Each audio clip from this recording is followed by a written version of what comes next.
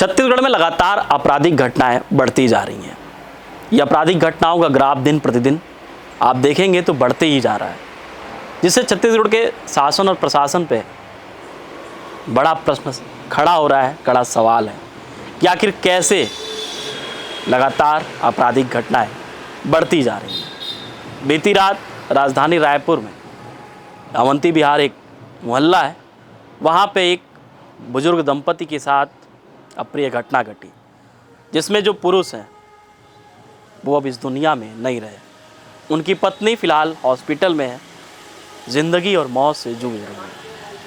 पूरी घटना को हम बताएंगे, लेकिन जो छत्तीसगढ़ की प्रशासनिक व्यवस्था है, शासन प्रशासन है, उसके ऊपर एक कड़ा सवाल है। लगातार आप सुन रहे होंगे, देख रहे होंगे कि जो राजधानी है वो भी सुरक्षित नहीं है। राजधानी में भी अप्रिय घटनाएं लगातार बढ़ती जा रही हैं। बीते दिनों तेलीबांदा में महीने भर के भीतर की बात है, 2 लोगों की चाकुओं से गोद कर हत्या कर दी गई। इस तरीके से जो अपराध का ग्राफ है वो बढ़ते जा रहा है, वो आप लोगों को दिख रहा होगा। लोग सड़कों पे नहीं सुरक्षित हैं, अपने घरों में नहीं सुरक्षित हैं, तो आखिर लोग सुरक्षित कहाँ हैं? बड़ा सवाल है। बीती रात जो अवंती विहार की घटना है, बेहद ही शांत कहा जाने वाला अवंती विहार, अब यहाँ भी अपराधीकरण बढ़ते जा रहा है। अवंती विहार में ये जो दोनों पति पत्नी, एक बुजुर्ग दंपति रह रहे थे, मकान में ये लोग और बाकी कुछ किराएदार थे। फिलहाल 3 किराएदारों को हिरासत में लिया गया है।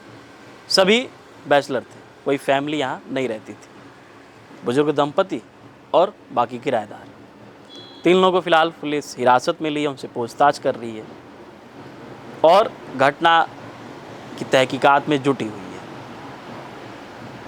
क्राइम ब्रांच की भी टीम मौके पर पहुंची और जो आसपास के घरों में सीसीटीवी फुटेज लगे हुए हैं उनको भी तलाशी और क्लू निकालने का काम शुरू कर दिया कि कहीं से भी इस घटना का जो तार है उसका कुछ पॉइंट मिले, क्लू मिले। अपना काम पुलिस शुरू कर दी है, क्राइम ब्रांच शुरू कर दिया है। बीती रात चूँकि छोटी दीपावली थी, आज बड़ी दीपावली है। रात में करीब 8 बजे के बाद से ही जो बुजुर्ग दंपति के एक बेटे हैं जिनका नाम रवि बनर्जी है, बुजुर्ग दंपति माया बनर्जी और रत्नेश्वर बनर्जी, माया बनर्जी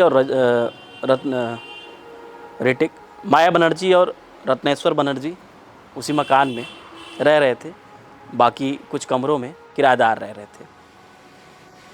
बीती रात 8 बजे के बाद से ही उनके बेटे, जो छोटे बेटे हैं रवि बनर्जी, वो फ़ोन करते हैं, लगातार फ़ोन करते हैं, फ़ोन नहीं उठता है। चूँकि रवि का अपना एक बिजनेस भी है रायपुर में और वो रायपुर से कहीं दूर किसी दूसरे शहर या फिर दूसरे राज्य में रहते हैं। जब लगातार फ़ोन मम्मी पापा का नहीं उठ रहा था तो स्वाभाविक सी बात है, वो घबरा गए और अपने एक एम्प्लॉय को फ़ोन किया, क्योंकि उनका बिजनेस जो है वो रायपुर में भी है। तो बोले जाके देखो मम्मी पापा का फ़ोन नहीं उठ रहा है। इसके बाद वो आते हैं, जो एम्प्लॉय हैं, घर में एंट्री लेते हैं तो देखते हैं कि स्थिति जो है वो तो बेहद ही मार्मिक कहें या फिर यूँ कहें कि वो तो स्थिति को देख के घबरा गए। जो रत्नेश्वर बनर्जी, उनके सिर पर किसी बड़े वस्तु से प्रहार करके उनको मौत के घाट उतार दिया गया था और कुछ दूर पे ही उनकी पत्नी माया बनर्जी की स्थिति नाजुक थी। तत्काल पुलिस को इसके बारे में सूचना दी जाती है। पुलिस आती है तत्काल।